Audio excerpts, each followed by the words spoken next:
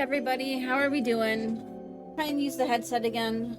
It wasn't too bad yesterday when I was finishing up Disco Elysium.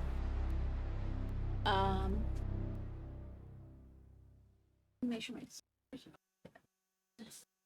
I could still kind of hear the baby, and I'm trying to get used to having the monitor on too.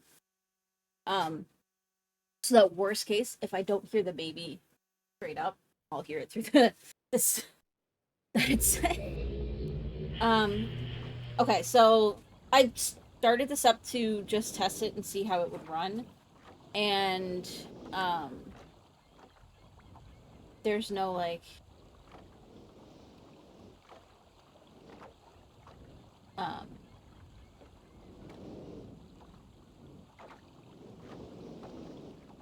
uh like it just starts. So I'm going to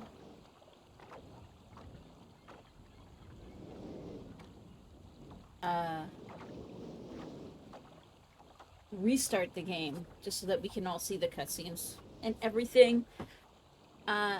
So I didn't put first playthrough because technically I've seen this game before. But it has been a very long time. So it's almost a first playthrough / blind playthrough, so we'll see how it goes. It's definitely my first playthrough of realMyst, though. And hey, Stargazer, thank you so much for the follow. So I guess let's start a new game. Yes, new game.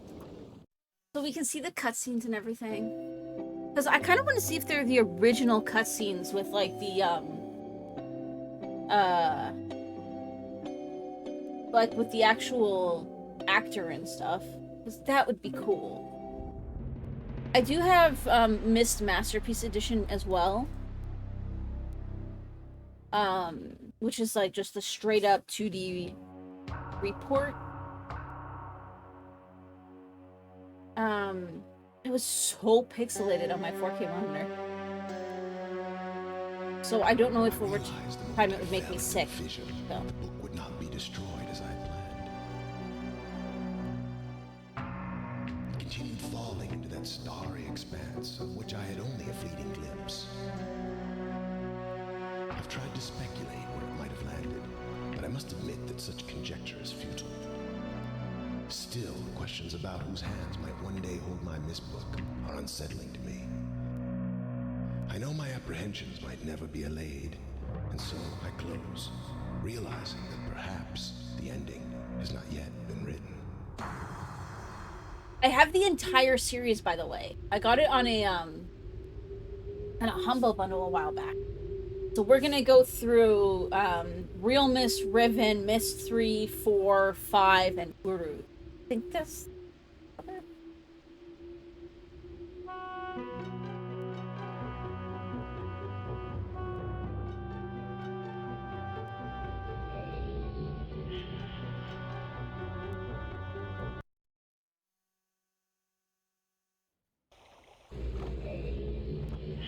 I think we'll do classic Myst style, though.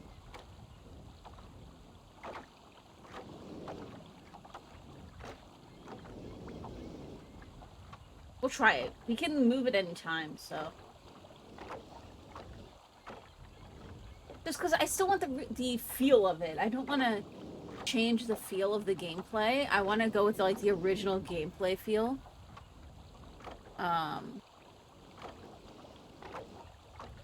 So we'll try this and see how it feels.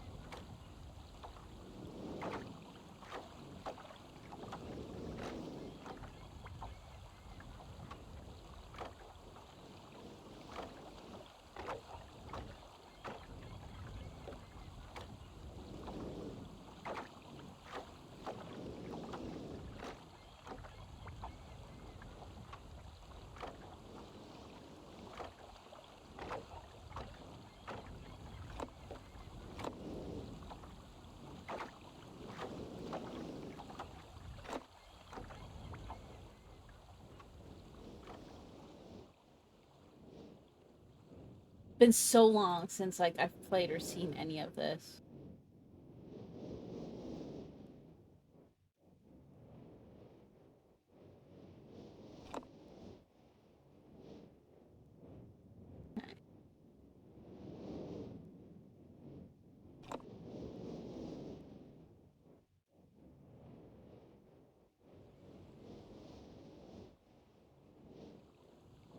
This is why I want to play with the original field, though, so that I can kind of actually get the feeling for, like, where to go and stuff.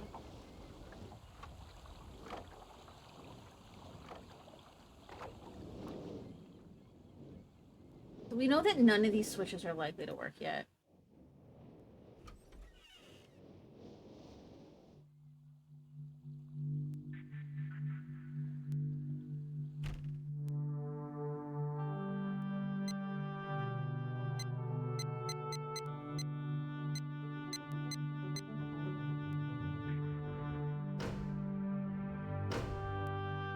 Oh, there we go.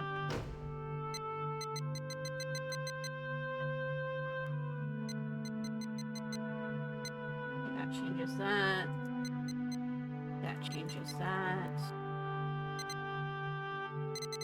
Oh, we can go, like, really far.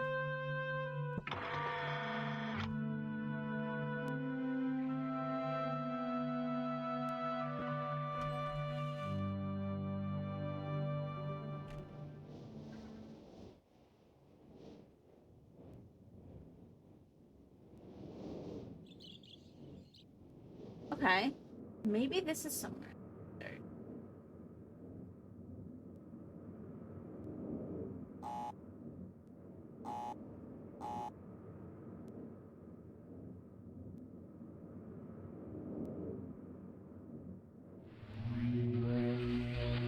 Serious?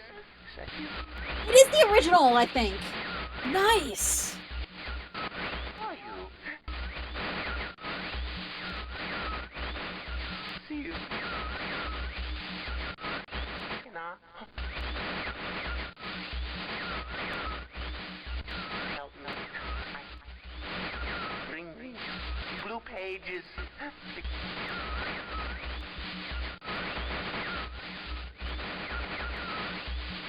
Never, never. Pages.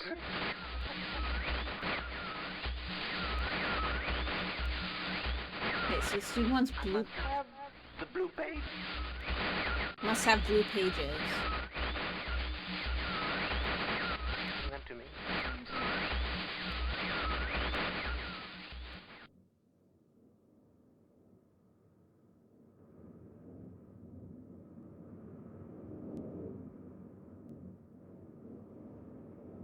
Oh, okay.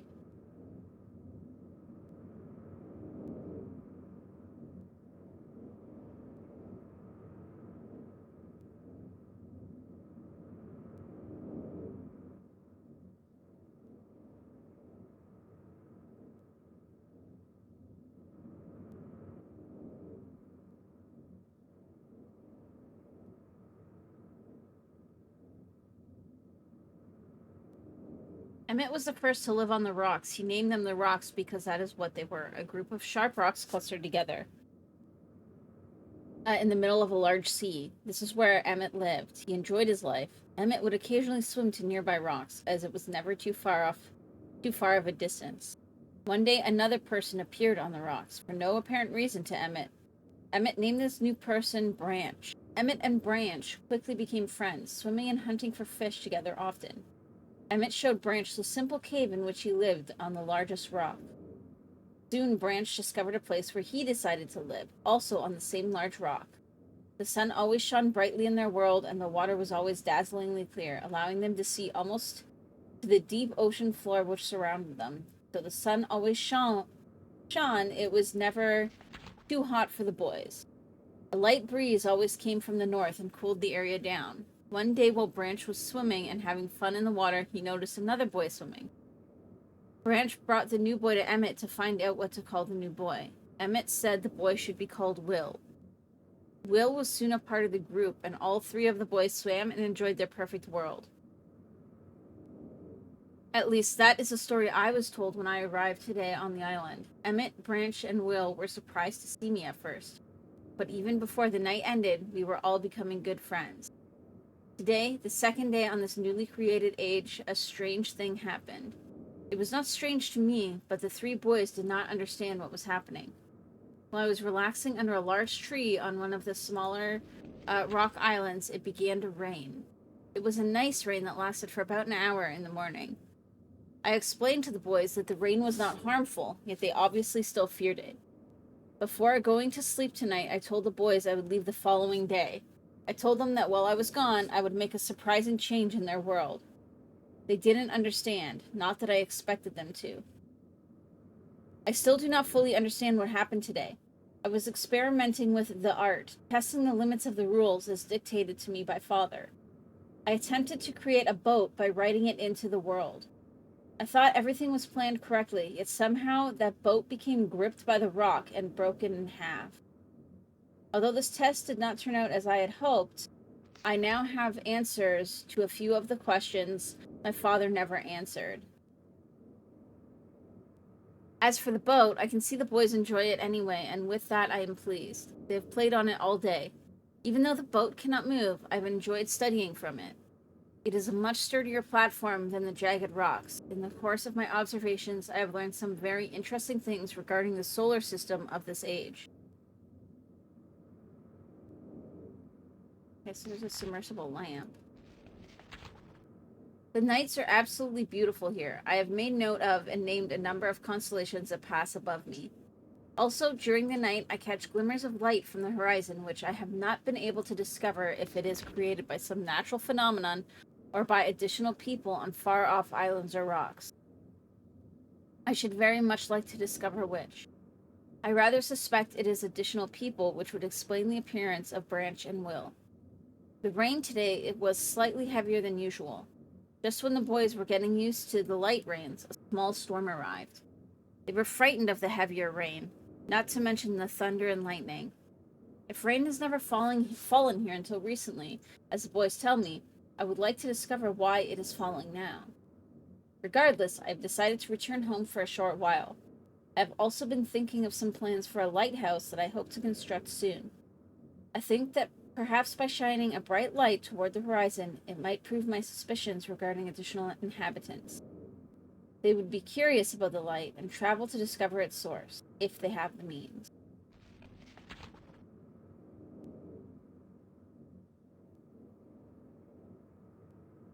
I return with many tools that I will need for construction of the lighthouse. I have decided that once the lighthouse is completed, I will leave for some time and let the world's own imagination have control.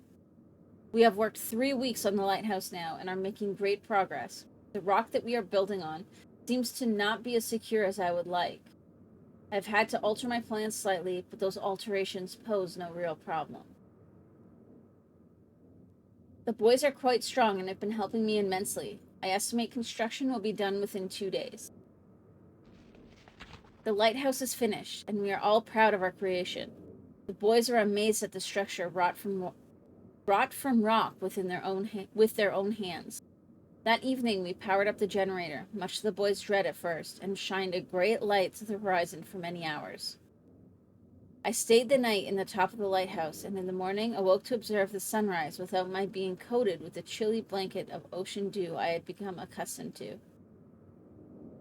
It was Will who first saw the girl. She was swimming not far from the boat where Will was getting ready to hunt for fish. Then Will noticed a man not far away from the girl. Emmett was very pleased to meet additional neighbors. I feel pleased to leave this age. I've set in motion events that have nothing to do with writing or the art, that will have a more profound impact on this world than I could have ever written. I think. Okay,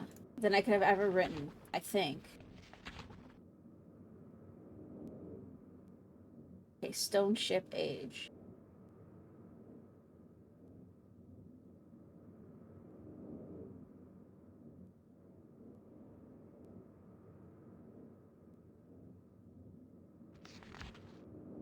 I think of this age, as a gift to myself that I will wrap up and open someday in the future, only to discover that it's changed so much that indeed it is a surprise. Besides, I have yet another new age that awaits me. It seems I'm going to need some way to travel underwater in this new age, and so much planning is in order. It has been 10 years since I left this age, which I have since called the Stone Ship Age. Upon returning, I cannot believe the changes that have taken place. The original 3 boys have grown into adults, and there are many new faces that I do not recognize. branch told me that it has not rained for 7 years and the cool breezes are back again. They are all very content and have been serving me with new foods and showing me new materials they have discovered. It even seems they have found gold somewhere. I see it in many forms around the island. My lighthouse has been kept in perfect condition, and it looks as if they have tried their very best to keep it so. Yet I have noted that the entire rock it was built on has sunk approximately 40 or 50 centimeters. I have a feeling I'm going to want to write some of this shit down. Like the constellations there. So, notebook, here we come.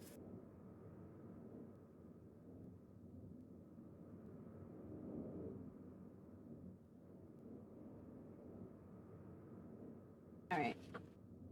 Let's go. After a wonderful visit with my old friends, I wonder aloud with them what things will be like here in another 10 years. Okay, so we've got the title is Mist. Constellations. So we've got an anchor.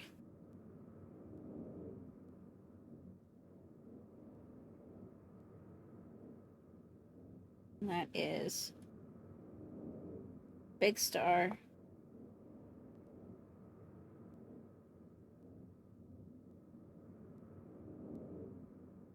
Kind of like that.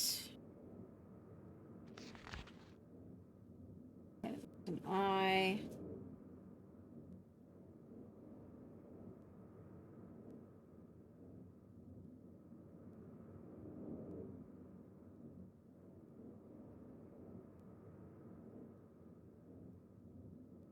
And then there is a snake.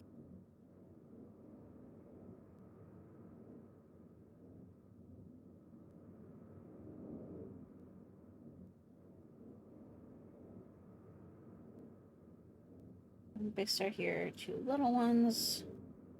Big Star. Star, little star.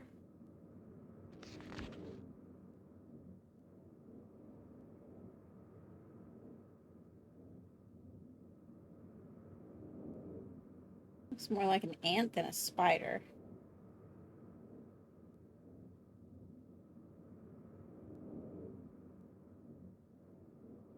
Either way, it's some kind of bug. Okay, so it's big star, big star, big star, medium star, little star, little star, little star, little star, little star. And then there's a cross.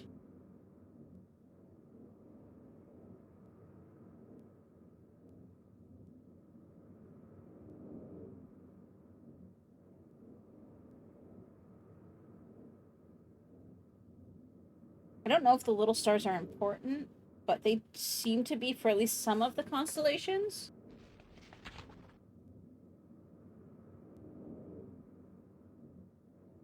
An arrow.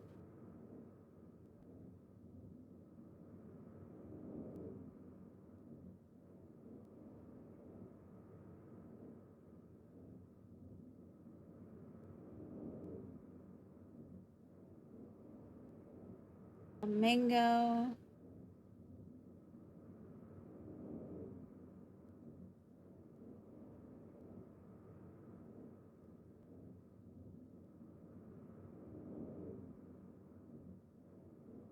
My drawings are not the best, but I'm just trying to do them quick. As long as I can recognize them for later. That's the important thing. Penguin is doing a lot better, by the way. Like, I still don't know what she had, but something, just some sort of infection, and I honestly wasn't sure she was gonna make it, but she's doing a lot better now. And then a leaf.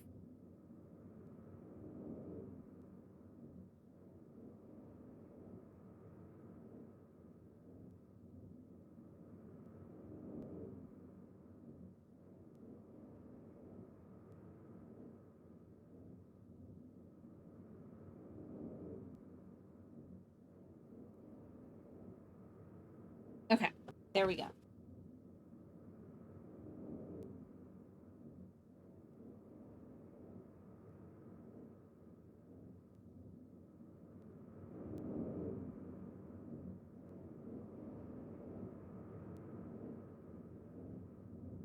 There are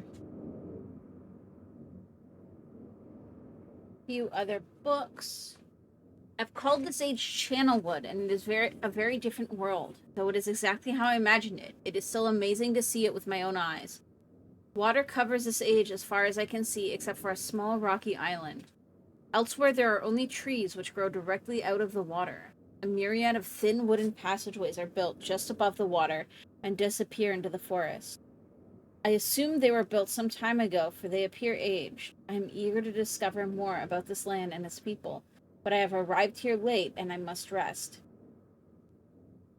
I was awakened this morning by strange noises coming from a pathway adjacent to the one on which I had slept. I saw a group of monkey-like people heading in my direction. They had not seen me yet. I did not feel threatened by their presence. The response to me was one that I would have never expected. After staring at me for a short time, they fell to their knees and began what appeared to be some sort of ceremonial worship. I tried to speak to them, but they did not understand my language. Instead, they indicated through enthusiastic hand motions that I was to follow them. As we walked, I began to notice that the waters below us were changing colors. Slowly, subtly, they would change from deep blue to muddy orange, then from muddy orange to beautifully clear.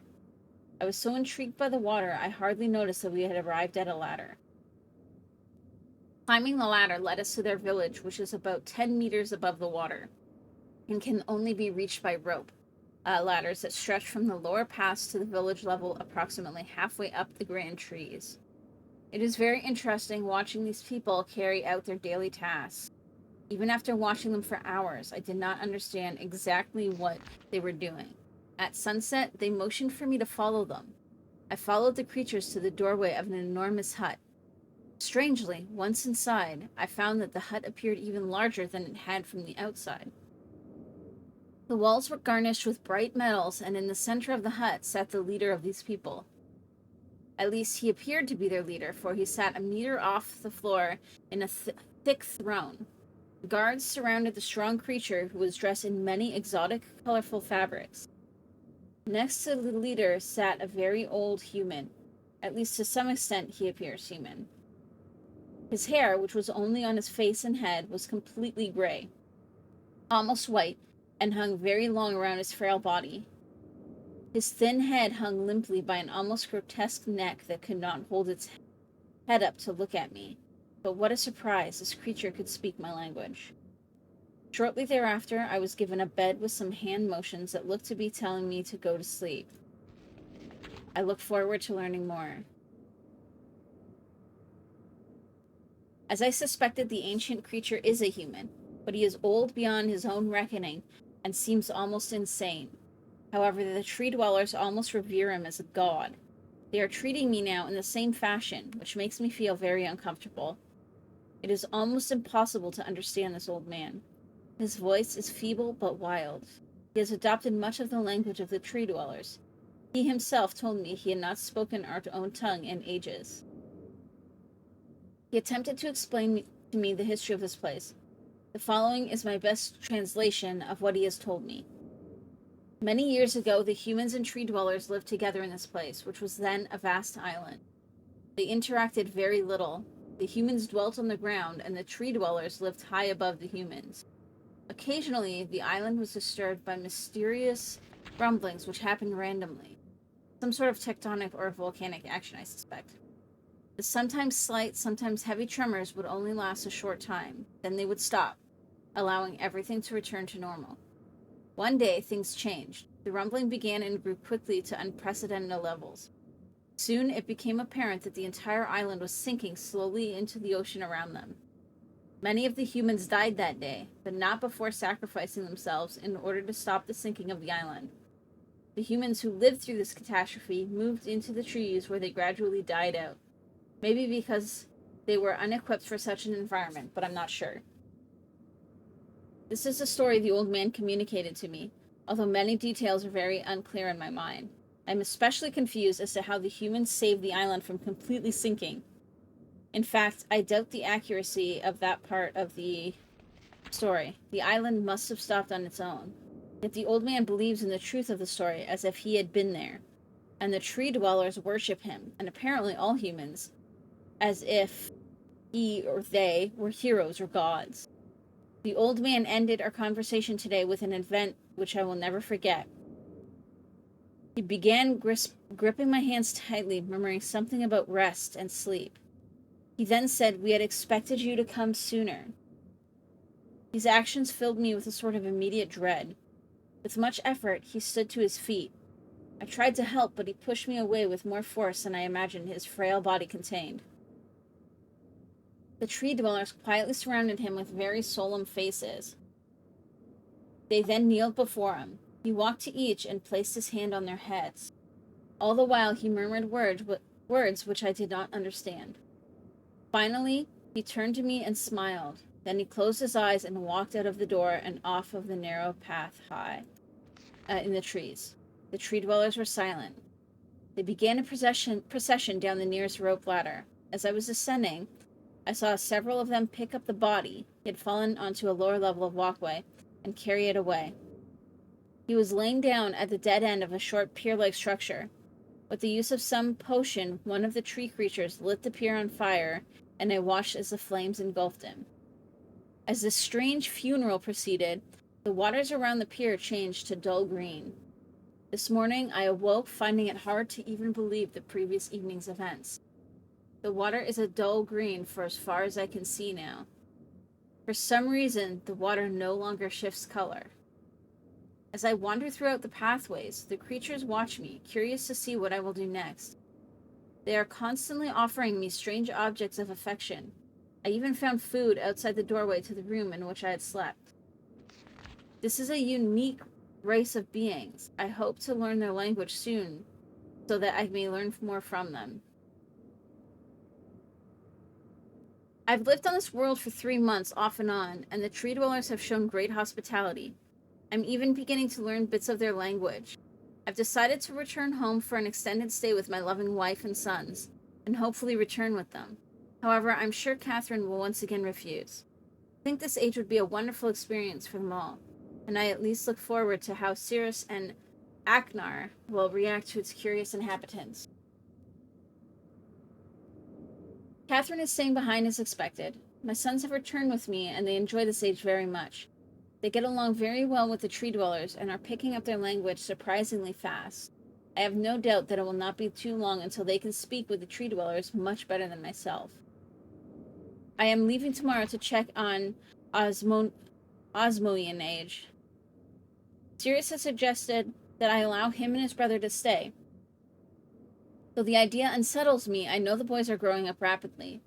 The hospitality of these creatures is such that I could think of no better place to leave them alone for a short while. So I will consent to their request. I warned the boys not to take advantage of the respect that the tree dwellers have for their ideas. They seem to understand my warning, and I have faith they will follow it. Much to my dismay, upon arriving in Everdunes, I learned that Pran and her people are continuing to be menaced by the Choptic. I fear for their survival and plan on returning to her shortly after checking on Cirrus and Aknar here. See Everdune's journal for more information. After watching Cirrus and Aknar, I see they are handling things very well, and I think I can put to rest any fears about leaving them in Channelwood again. And for a little longer time. The tree dwellers seem slightly distressed that I am leaving, but are happy that Cirrus and Aknar are staying behind again. I have been gone for over 3 days and have been to many different places. I had to tell Cirrus and Aknar about Pran's death today, and they were visibly shaken, although they only remembered her from their childhood. Catherine has suggested that it would be wise for Cirrus and Aknar to leave Channelwood for a while, and I have to agree. They will be returning with me when I leave again.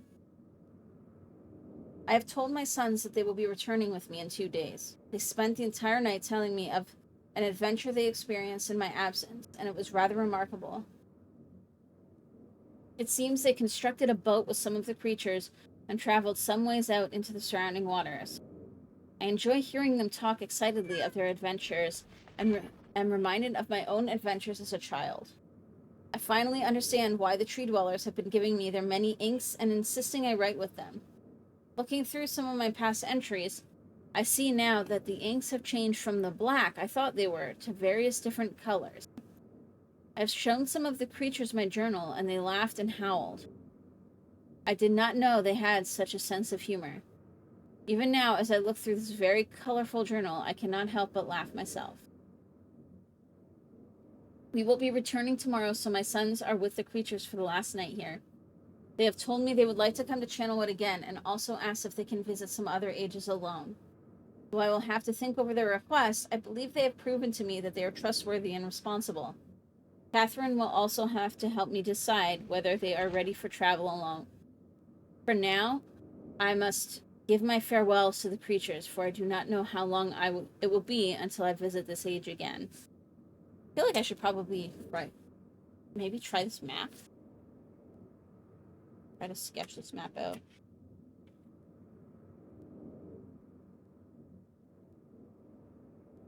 Like, I might go back and try a little sketch of the other thing, but I'm not sure. Okay, so we've got square building, goes this way. Like that. Down, square building. Down, circle. This way. Short, circle. This way, circle.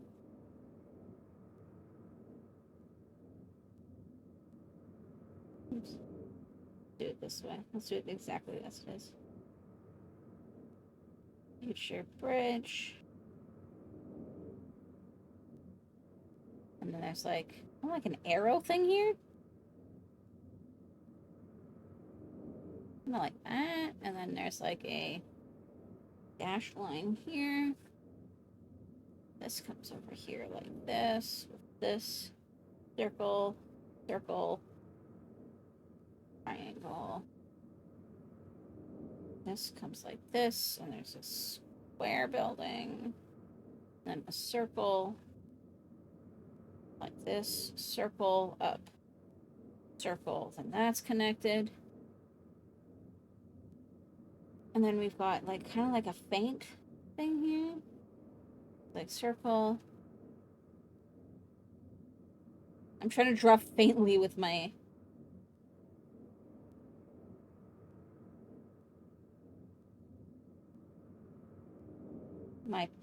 pen.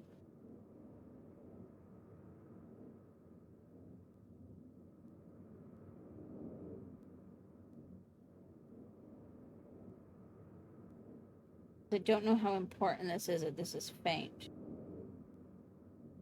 If this drawing is important at all. Okay, there we go.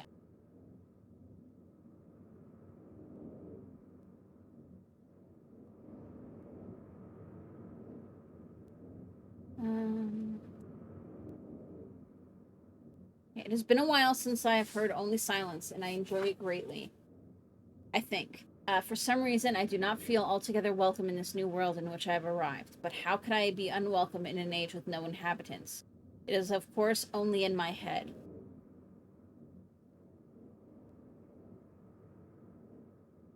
This world is very beautiful, but I think I have yet to ever write in a journal that an age I have linked to is horrid or disgusting. From the grassy hill where I am standing, I can see green fields below, along with a few scattered forests. A rather large lake looms some distance from where I am standing. If the water's blue can be seen plainly from here. The air is fresh and the sky is sparkled with white clouds. It's obviously breathtaking, and yet that strange feeling again.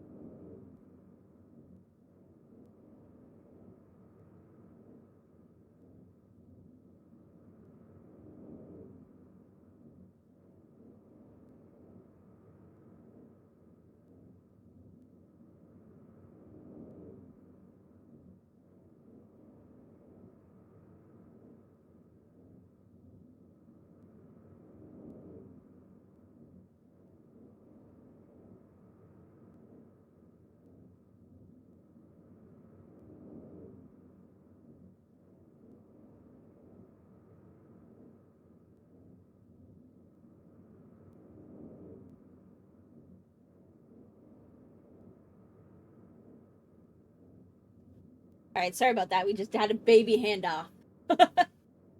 Okay. Where were we? Where were we? The air is fresh and the sky is sparkled with white clouds. It is absolutely breathtaking. And yet, that strange feeling again. Perhaps it is the hot breeze that continues to blow from the north. Hotter than I would have imagined. It almost singes my skin, and I feel quite uncomfortable when it comes. Oh, you okay? You want to go in your? Do you want to go in your seat? I will try to ignore it. Night has almost arrived, and the sunset is spectacular. Oranges and reds have settled above the western horizon. Though night has come, the horizon still glows red long past the sunset. Dark reds flow from the horizon and blend into the black sky. Again, the feeling, and I'm beginning to believe it is not all in my mind. I must sleep now. I will need my strength to explore more tomorrow. It's like sticking its tongue at me. Yeah. Stop eating my hair, Comet. Good God. Please stop eating my hair.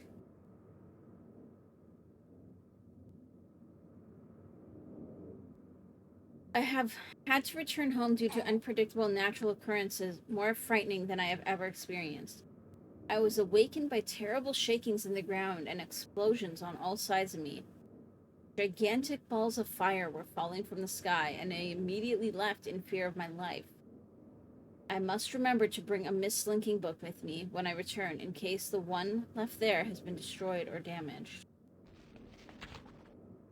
I returned to a different world than the one I left only 3 months ago. It has been transformed into a barren desert land with only gigantic craters scattered across the land to provide variety. Strangely enough, the small grassy hill where I spent my first night remains exactly the way I found it. Apparently, the falling meteors did not hit this area, leaving an oasis in the midst of this horrible desolation. The hot wind, I remember, has turned into a rather pleasant breeze, which is at least one improvement. I fear it is the only improvement. The magnificent lake I saw on my first visit is now completely dried up. However, another lake now exists and appears to be quite a bit larger. I assume one of the fallen meteors created this lake due to its circular shape and the jutting rock that grows out of the center of the lake. The rest of the world seems like desert, though I will verify that statement with closer inspection. Hey Tooch, nope, your hair will be munched and you'll like it. It's like, it's a new thing that he started ever since I started coming back down, after the baby, is he'll just sit there and he will like chew on my hair for hours on end.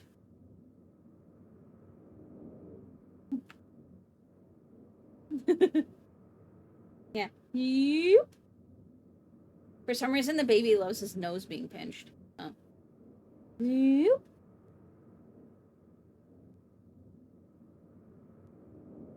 Though this world has little visual excitement to offer. How are you doing, though, Tooch? I'm kind of really excited to be playing the Myst series, so. It offers much to the ears. Sounds constantly flow through my ears, and I have found where a few of them originate. It seems, as Catherine says, I do find beauty in everything. Last night, I was awakened by a horrible hissing. Yeah.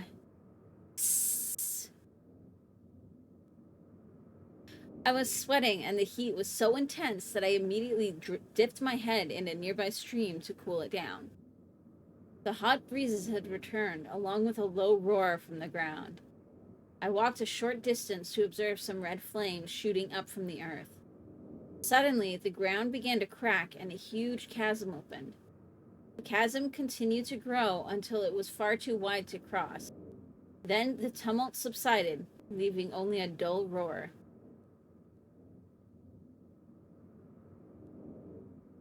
I have decided, however, I can use the chasm to my advantage.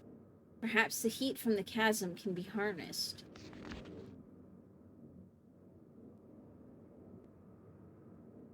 Even the chasm has ripped into the surface Even as the chasm has ripped into the surface of this world, it has opened up a whole new world to explore. Comet, first sakes. I know that you're there and you want attention.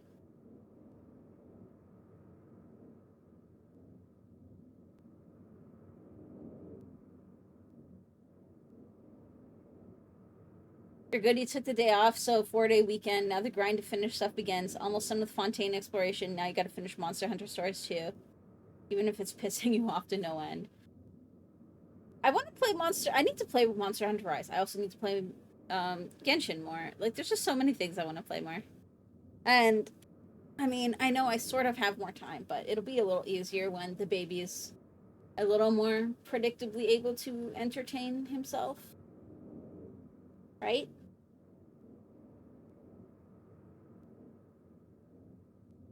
Right now, he's constantly grabbing my hands and trying to stick them in his mouth, so even when he's not hungry. Yep. Okay, well, you can't suck on that finger. Here, have this one. Lux left his pacifier upstairs, so.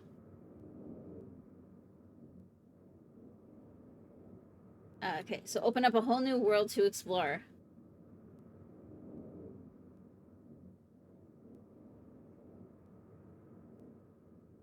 Hey, Resin, yeah, I have the whole series. No worries. I'm going to be playing hopefully through the whole series. Because I've got all the way from Myst all the way through Uru. So, pretty sure I have Uru. Although uncomfortably hot, I found it possible to reach a cave in the chasm that had been created. And this is realMyst, so this is like the realMyst masterpiece, so it's the 3D recreation. But it looks, I was happy to see that it actually looks like they kept the original, like, you know, if there was the original, like, actual live action little cuts that you could see, like, inside the books. It looks like they've kept that. I don't know if they'll have the other live action bits. We'll have to see. I found it possible to reach a cave in the chasm that had been created, and have now explored deep into the crust of this planet. I have found a vast underground cave system that will take many years to map and explore. I will also look for a safer way to reach the underground than through the chasm wall. This age seems to change on its own, so I feel I should leave again and see if things are different when I return. Oh, thank you. And yes, I think he wants his pacifier. He kept trying to grab my finger and shove it in his mouth. Here you go. There you go. That's better.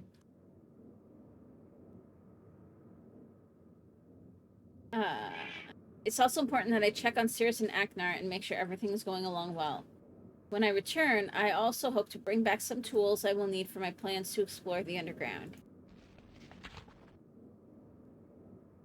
The abundance of raw materials here is beginning to amaze me. I have returned with some of the complex tools I knew I would be needing. I assumed I would have to return for more basic materials. However, it seems as though I will be able to find everything I need here.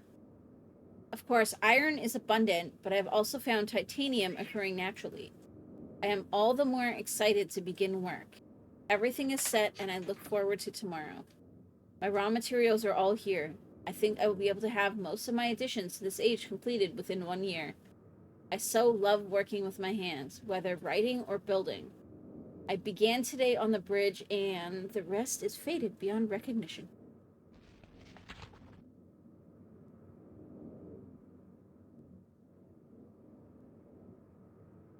Okay. I'm gonna sketch this out.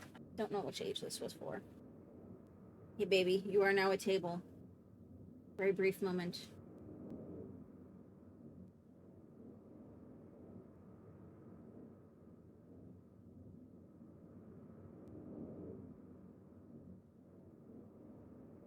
Okay, so there's something that looks kind of like a compass or a wheel. And it's got... It's like this. This. This and this. There's an N up top. It looks like there's handles or something here. But I don't know for sure. There's like a stick. And then it shows arrows going like this way. Like counterclockwise. And then it says 3 meters not enough.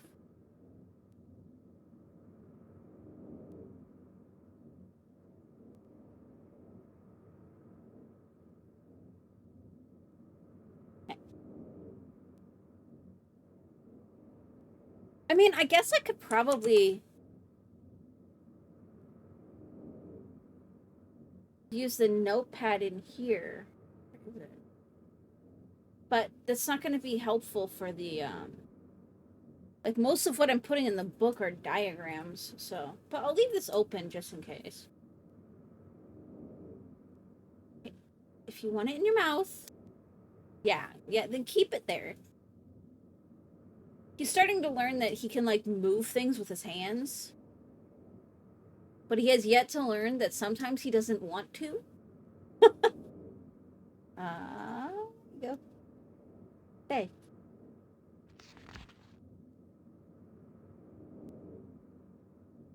Okay, then we've got, like, a rocket ship kind of thing.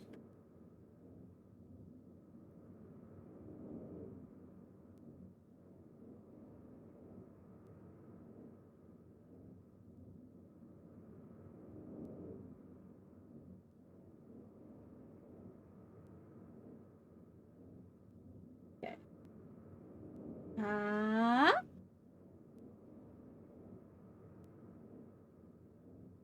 I don't know if this is important, but...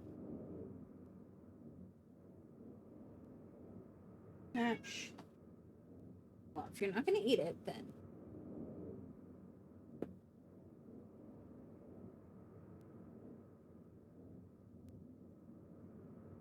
Okay.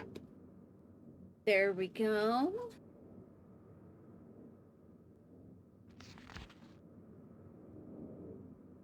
Prize inventions. Never have imagined it come together. Doubt. Okay, work with 14 instead of 8. Again, I don't know if that's important, but... Oh my gosh. Okay, the baby is... Hang on. Maybe I can, like...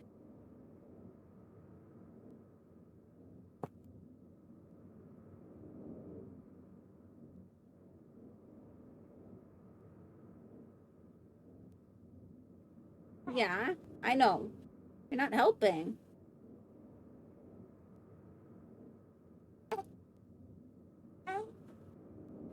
Okay, there we go. I need a smaller notebook, I think. Completely fatigued, so happy to have completed something. I am leaving today in order to bring back Cirrus and Aknar. I have left them alone in Channelwood. I believe they will enjoy all there is to see here. The age seems to have stabilized. I believe the meteors set off a period of volcanic activity by piercing into the shallow crust, but the tremors have become few. I have just noticed that a large amount of this journal has curiously vanished from the very pages on which I wrote over the last 18 months. Fortunately, I have copied many of my construction notes in another journal. I do not understand the many mysteries of this world, but I trust I will discover logical answers to my question.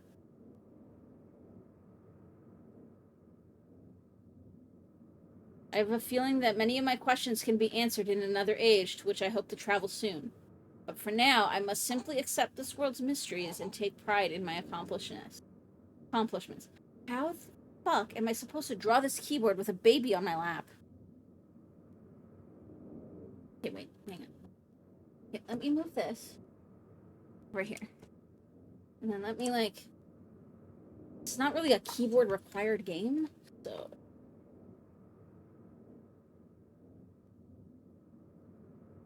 I'll push my keyboard way up there. Maybe. Wait, what's this? Okay, hang on. Wait. Okay. Wait. Okay, this could work. Okay, so we've got a keyboard.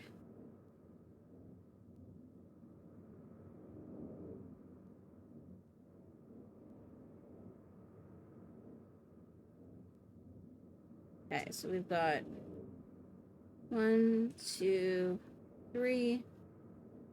1, 2. 1, 2, 3. 1, 2. 1, 2, 3. 1, 2. And then I made it too big. That's fine. Hey, you're okay. Look. There you go. Well, I'm gonna try spinning you around so that I can actually put my arm under your head. How's that sound? Spin the baby. Spin the baby. There you go. Is that better? Okay. And then we've got, okay, so then this, this. One in the middle. This. One in the middle. This. One in the middle. This. One in the middle. This. One in the middle. This. Okay. And then that's nothing. Okay. So we've got, that is 5. And then this is 1. We have 2 of these. This one is 4.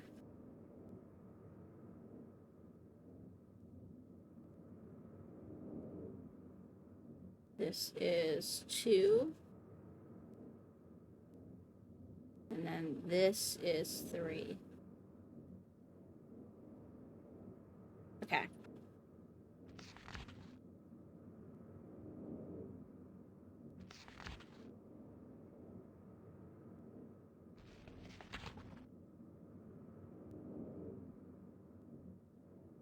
That's funny. That almost looks like a word symbol.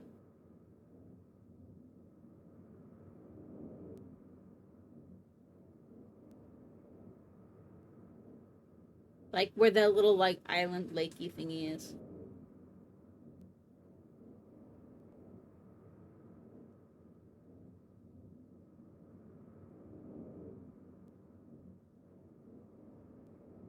Okay. There was a sketch here I wanted to kind of do really quick.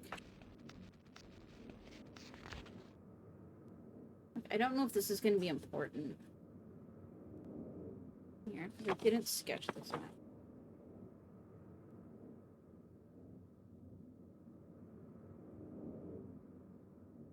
We've got like the ship.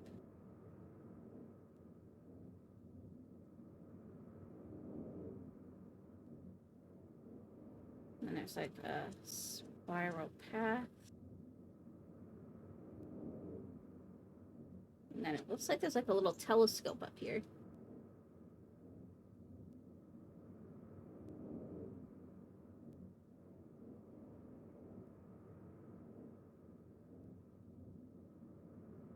And there's like that. And it goes like this. And then there's like a little box with an X. This. I'm assuming this is the lighthouse. Maybe?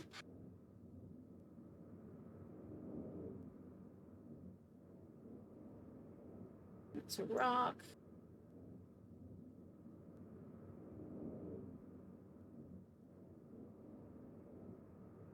And then there's another piece of the ship here. Stairs.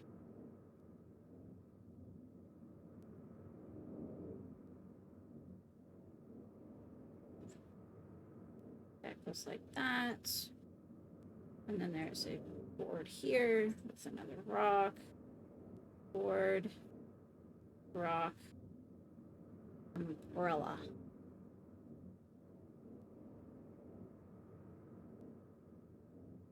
I know that's probably not really an umbrella, I'm just saying. Okay. Okay, so I think we've got one more book to look at. I'm assuming this is a book. And this is. And this is Stone Ship. Stone Ship.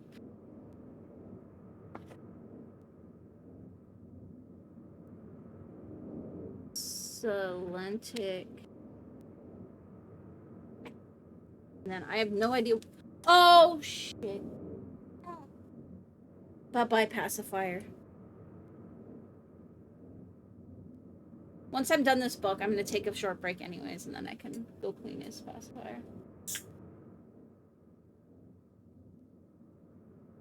Rhyme, I have named it. A desolate age with a beauty that is quite different than I had expected or imagined.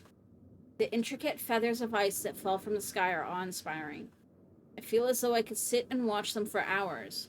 And though it is cold here, like I have never experienced before, I find myself enjoying the change of temperature, for it is unlike any other place that I have ever seen.